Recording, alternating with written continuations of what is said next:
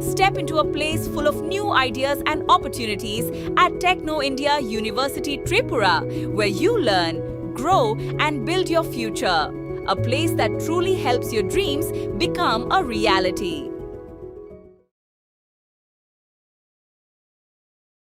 ত্রিপুরা পুলিশের মহানির্দেশক অনুরাগ ধ্যানকরের আকস্মিক এবং রহস্যজনক মৃত্যুর ঘটনার সুষ্ঠু তদন্তের দাবিতে এবার সরব হলেন ত্রিপুরার প্রাক্তন মুখ্যমন্ত্রী তথা প্রবীণ সিপিএম নেতা মানিক সরকার। সোমবার তিনি তার প্রতিনিধি দল সহ ত্রিপুরার রাজ্যপাল ইন্দ্রসেনা রেড্ডি নাল্লুর সঙ্গে রাজভবনে সাক্ষাৎ করে একটি স্মারকলিপি জমা দেন। প্রাক্তন মুখ্যমন্ত্রীর দাবি, হাই প্রোফাইল মৃত্যুর ঘটনার প্রকৃত সত্য উদ্ঘাটনের হাইকোর্টের কর্মরত কোনো বিচারককে দিয়ে বিচার বিভাগীয় তদন্ত করানো হোক।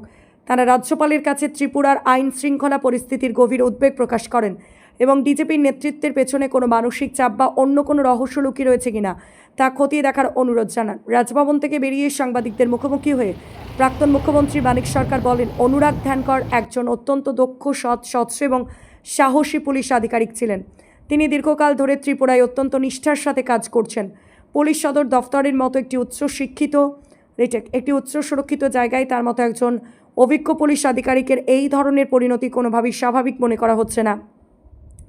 এই পরিস্থিতিতে বিরোধী দলগুলির পক্ষ থেকে শুরু থেকে একটি স্বাধীন এবং নিরপেক্ষ তদন্তের দাবি তোলা হচ্ছিল, যা আজ প্রাক্তন মুখ্যমন্ত্রী মানিক সরকারের রাজ্যপাল পরিদর্শনের মাধ্যমে আরও জোরালো রূপ নিল।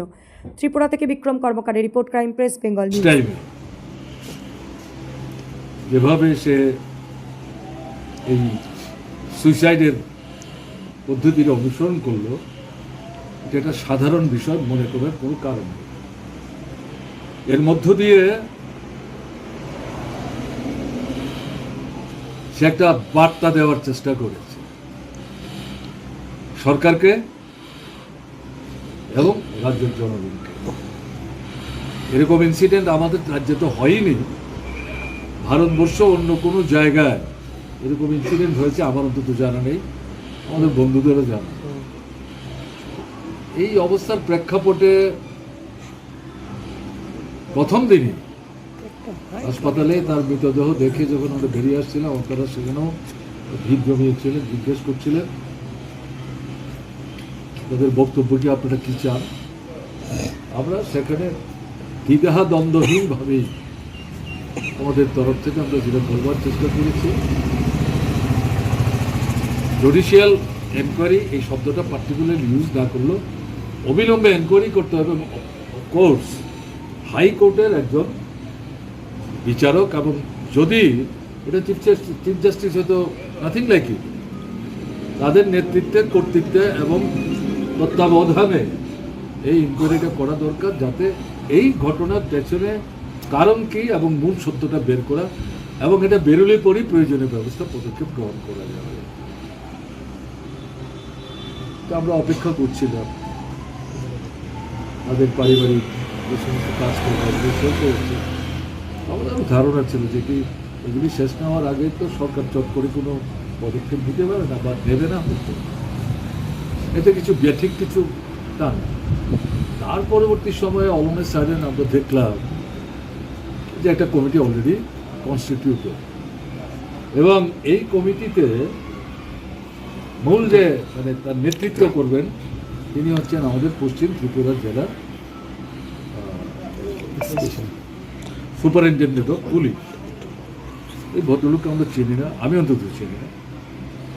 তার কর্মদক্ষতা, কর্মক্ষমতা এগুলো নিয়ে প্রশ্ন করারও সুযোগ আমাদের। আমাদের যেটা মনে হয়েছে, উইলফুলি, স্পেসিফিকলি ইউজিং দিস ওয়ার্ড, যেটা বলতে চাইছি, উইলফুলি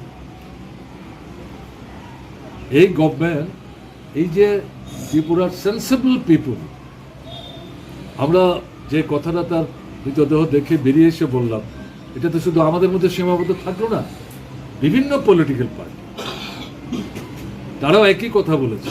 তাদের সঙ্গে যে আমাদের কনসালটেশন হয়েছে ঘটনা কিন্তু তা না, তাতে আমাদের বিশ্বাস হয়েছিল সরকার নিশ্চয়ই সত্যটা জানবার চেষ্টা করবে, তাতে সিনসিয়ারিটির কোনো ঘাটতি থাকবে না। অবভিয়াসলি একজন আমাদের ত্রিপুরা হাইকোর্টের একজন বিচারক, তার নেতৃত্বের তত্ত্বাবধানে Step into a place full of new ideas and opportunities at Techno India University Tripura, where you learn, grow, and build your future. A place that truly helps your dreams become a reality.